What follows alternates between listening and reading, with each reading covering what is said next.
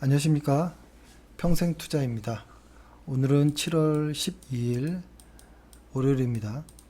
오늘 시황은 뭐 별다른 내용이 없습니다. 시장이 조금 반등은 했습니다. 반등은 했는데 시장에 참여하는 확신 매수자들, 즉 거래량을 동반한 어떤 코스피 상승이 아니기 때문에 오늘의 상승으로 뭐 최근 며칠의 조정이 다 사라졌다 이렇게 볼 수는 없을 것 같고요. 조금 더 추이를 봐야 될 것 같다라는 생각은 합니다. 최근에 저희 동영상에 보면 매일 이제 답글을 이제 남겨주시는 분이 질문이라기보다는 좀 손절에 대해서 좀 너의 생각은 어떠냐 한번 이야기해봐라 이렇게 여쭤보시길래 한번 말씀드리려고 하는데요. 사실 감히 제가 무슨 이런 뭐 매수, 손절 이런 것에 대해서 이렇게 딱 뭐 일장연설하고 이르기가 그럴 위치도 일단 아닙니다. 그런 위치도 아닌데 그럼에도 저희가 생각하는 구조적인 어떤 좀 생각들은 있죠. 저희가 나름대로 원칙이라고 해놓고 그 원칙을 계속 수정 보완하면서 그 원칙들을 계속 만들어가는 그런 과정 안에서 생각하는 것들을 좀 말씀드려 볼게요. 좀 짧게 이야기를 해보면 일단은 손절이라는 것은 뭐라고 할까요? 손실이 더 커지는 거를 방지하기 위해서 끊어낸다라는 거거든요.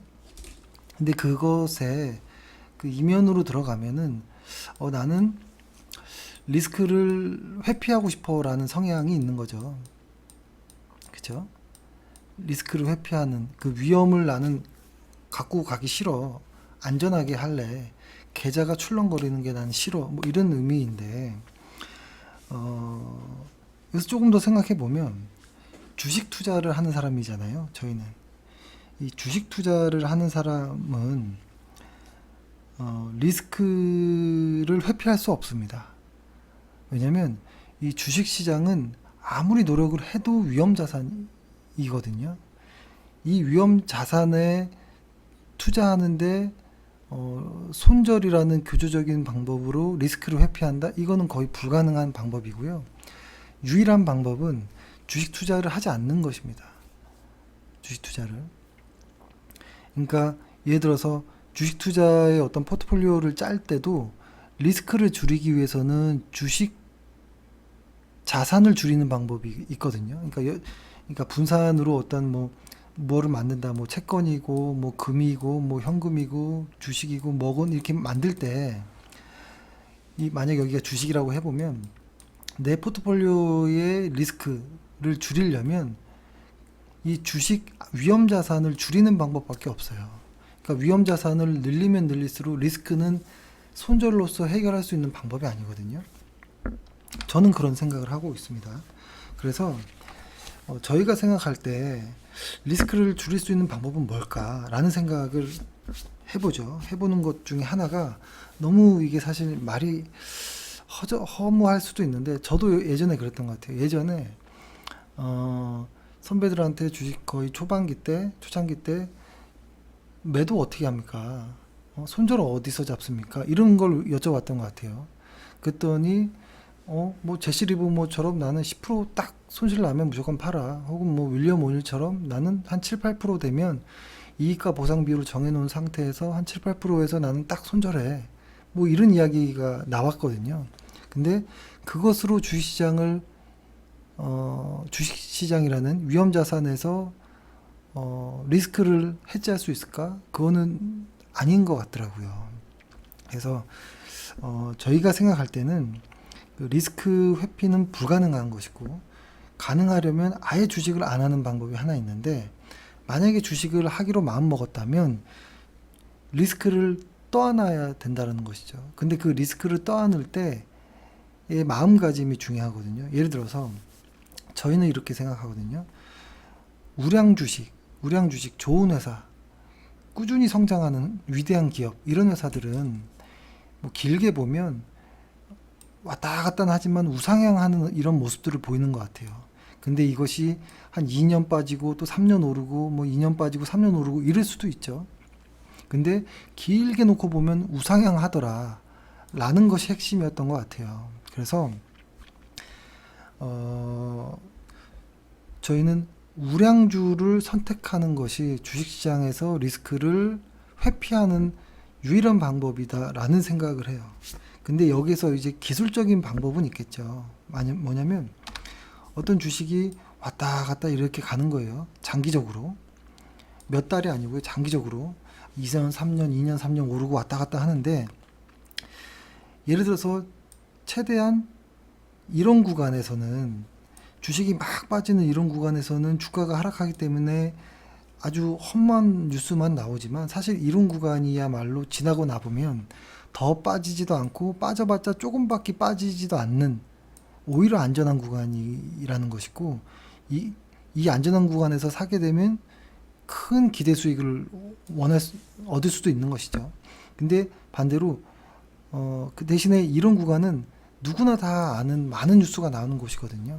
그러니까 만약에 여기서 샀다, 시장이 화랑길 때 막 샀다면 마음은 편할 수 있는데 더 올라갈 갭이 없다라는 거예요. 그러니까 여기서 샀다면 더 올라가봤자 조금 올라가는 것. 그러니까 리턴은 작은데 리스크는 커질 수 있는 이런 곳이 저는 이런 위인 것 같아요. 근데 시간이 지나면 올라갔다 또 내려갔다 하기 때문에 여기서 이만큼 또 수익이 날 수는 있겠죠. 근데 지나고 나서 판단해 보면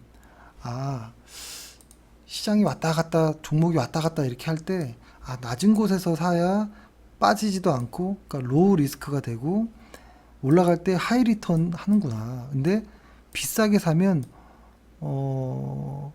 하이 리턴도 아니에요. 로우 리턴이고 오히려 빠지는 어떤 리스크만 커지는 구간일 수 있거든요. 그래서 좋은 회사를 장기적으로 꾸준히 우상향하는 좋은 회사, 그러니까 즉 실적이 꾸준하게 증가하는, 매출이 꾸준하게 증가하는 좋은 회사를 쌀 때 사는 것이 저희는 하나의 리스크를 회피하는 방법이 아닌가라는 생각을 해요. 근데 그런 경우가 있어요. 이 회사는 장기적으로 좋은 회사가 분명하고 향후 한 6개월, 1년 정도도 실적이 강하게 증가할 것으로 시장이 예측하네 라고 해서 낮은 구간에서 샀는데 알고 봤더니 아닌 거예요. 실적이 더 하락하고 그렇다면 그때는 내가 얼마를 손해봤든지 간에 매도를 해야 되는 것 같아요. 근데 이런 것도 있을 수 있거든요. 실적이 쭉 증가하는데 주가만 흔들릴 때가 있어요. 왔다 갔다 이렇게. 그러고 나서 이렇게 올라가는 거예요. 근데 실적이 증가할 때는 이렇게 흔들리는 변동성에서 손절하고 또 사고 손절하고 또 사고는 조금 아닌 것 같아요. 이거는 실수가 많아지고 손실이 커지거든요. 그래서 실적이 오를 때는 주가의 변동성은 오히려 좋은 기회가 있을 수 있다. 기회일 수 있다. 이 변동성은 좋은 회사의 변동성은 그 리스크라고 생각하는 그 변동성은 가져가야 된다라는 생각을 하고 대신에 실적이 쭉 하락할 때 이런 변동성들이 나올 거잖아요. 주가가. 그럴 때는 사실 이런 회사는 내가 어디 있든 간에 뭐 반등하면 팔아야지 이런 생각도 하지 말고 그냥 손절하는 것이 가장 이 리스크를 회피하는 방법일 수 있겠다. 근데 보통 안 좋은 회사를 사서 물린 분들이 반등하면 팔려고 하거든요. 근데 그게 잘 안 됩니다. 잘 안 되고 어렵고 그걸 어떻게 합니까? 근데 그런 거를 멋지게 회피할 수 있는 사람이라면 물리지도 않았을 겁니다. 처음부터. 그리고 그러니까 이런 것이죠. 그러니까 좋은 회사를 선택하는 것이 리스크를 회피하는 방법이고 그 다음에 어떤 시점들을 최대한 잘 살려고 노력하는 것. 근데 이것이 지금 싼 건지 뭔지는 사실 실적과 주가를 같이 비교해야 알 수 있는 것이죠. 근데 이렇게 하다 보면 좀 재미없고 재미없어집니다. 주식이. 왜냐면 남들이 관심 안 가질 때 매수하게 되고 뉴스도 없어요 별로. 그리고 남들이 환호할 때 나는 팔고 쳐다보고 있어야 될 때도 있거든요. 그래서 재미가 없어지는 것 같아요. 재미가. 그리고 또 하나 조심해야 될 거는 실적이 별로 그닥 훌륭한 실적은 아닌데 주가가 확 빠진 애들이 있어요. 빠져서 조금만 반등해도, 그러니까 과하게 빠진 것만 회복돼도 꽤 많은 수익이 나올 수 있는 애들도 있어요. 근데 이런 애들은 좀 조심해야 될 필요는 있어요. 이런 애들이 최근에 보면 뭐 셀트리온일 것 같긴 한데, 이런 건 좀 조심해야 되고, 구조적으로 성장하는 업황에 있는 좋은 회사를 선택하는 게 최고인 것 같고, 반대로 얘기해 보면, 예를 들어서 뭐 저희가 최근 몇 년은 석유나 정유 이쪽의 종목은 안 건드리잖아요. 그러니까 탄소를 줄이자라고 전 세계가 똘똘 뭉쳐서 이렇게 뭉쳐 있는 이런 시대 한가운데 살면서 그에 반하는 업종에서 수익을 낼 수 있을까? 장기적으로? 그렇게 하면 그런 걸 걸러낼 수는 있겠죠. 그래서 좋은 업황, 좋은 회사를 좋은 시점에, 그러니까 싼 시점에 사는 것이 로우 리스크고 하이 리턴 할 수 있는 방법이고, 손절이라는 것은 실적이 아닌 것이라면, 실적이 흔들리지 않는다면 변동성은 참아야 된다. 다만 실적이 흔들리는 건 변동성을 참을 이유도 없다라는 것이죠. 예를 들어서 오늘 종목들을 좀 보면, 여기서 뭐 저희가 보유한 종목만 한번 얘기를 해볼게요. 이 위에 떴으니까 오늘 이제 거래소에서 외국인 수급이 가장 많았던 종목들인데, 여기 순서대로 이렇게 놔둬 있는 건데, 여기서 우리가 보유한 종목만 한두 개만 이야기를 해보면, 예를 들어서 DB하이텍 같은 경우에 저희는 최근에 여기서 매수를 하긴 했습니다. 근데 이렇게 많이 흔들리잖아요. 근데 저희는 이 회사가 실적이 이렇게 가는 것이라고 생각하기 때문에 이렇게 흔들리지만 계속 관심 있게 봤던 것 같아요. 그러면은 지나고 나봐서 알았겠지만 이런 자리가 사실은 매우 좋은 매수의 기회가 됐겠죠. 그렇죠? 근데 이런 어떤 변동성은 이 회사를 잘 아느냐, 이 회사가 우량주인 걸 내가 이해하고 있느냐, 거기에서 판단할 수 있는 것 같아요. 아, 여기가 좋은 기회여서 내가 매수라는 것을 실행했구나까지 연결될 수 있거든요. 그 회사를 잘 알아야지만. 근데 그 회사가 뭔지 모르고 차트로만 접근한다면 여기서 뭐 팔고 뭐 또 사고 팔고 이렇게 할 수는 없는 거거든요. 아주 힘든 종목이죠. 실적을 안 보는 입장에서는. 근데 저희는 좋은 회사라는 걸 알고 있었기 때문에 횡보할 때 좀 오래 째려봤다가 여기서 이제 샀고요. 사실 이게 결론은 난 건 아니죠. 앞으로 주가가 확 빠질 수도 있는 거고 오를 수도 있는 거고, 지금의 선택은 지나봐야 뭐 알 수 있는 것이지만, 일단 실적이 좋은 회사를 샀다라는 자신감은 있다라는 것이죠. 그래서 변동성을 버틸 힘은 좀 있는 것 같아요. 그리고 분산 투자도 했고 현금도 보유하고 있고, 그 다음에 쭉 보면 여기 삼성전기도 저희가 보유하고 있습니다. 사실 뭐 이미 샀으니까 뭐 말할 수 있는 건데요. 이걸 뭐 사라고 말씀드리는 거 아니고요. 예를 들어서 이 회사가 이렇게 빠질 때 요게 여기서 사는 것이 모멘텀 투자 차트 매매하는 입장에서는 좀 쉽지 않았을 수도 있는데요. 저희는 이 회사의 실적이 이렇게 가고 있기 때문에 오히려 빠질 때가 기회일 수 있겠다라는 생각에 산 것이고, 그 다음에 사고 나서도 이렇게 변동이 이렇게 있었습니다. 뭐 여기서 또 팔아야 되느냐, 그리고 여기서 또 사야 되느냐, 그건 또 아닌 거거든요.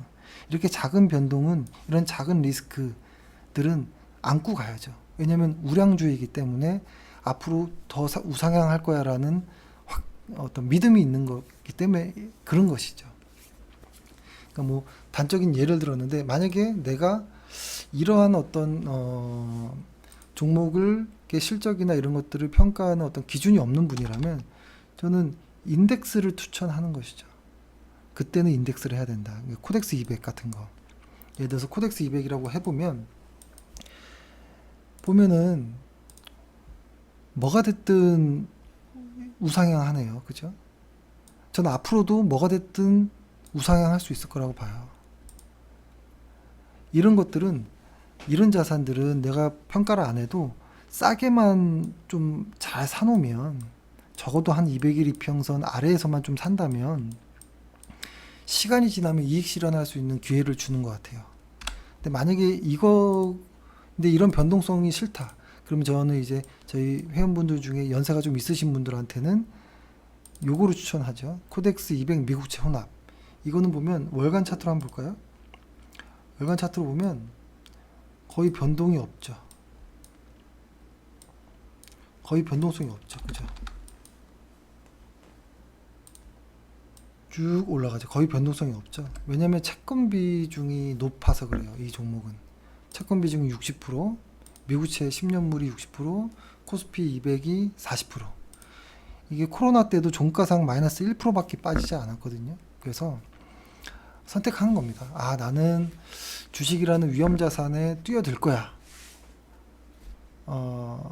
그러면 리스크를 우량주로서 해치해보자 라는 생각으로 해야 될 것 같고, 나는 리스크가 좀 싫어, 종목 분석하기도 어려워, 그러면 인덱스에 투자하는 것도 하나의 방법일 것 같고, 근데 그 코덱스 200처럼 지수 자체를 그냥 사는 것에 대한 변동성도 싫어, 그러면 채권과 혼합되어 있는 인덱스를 사야 되는 것, 그리고 저절로 리밸런싱까지 해주는 이런 코덱스 200 미국채 혼합은 매우 추천할 만한 것이죠.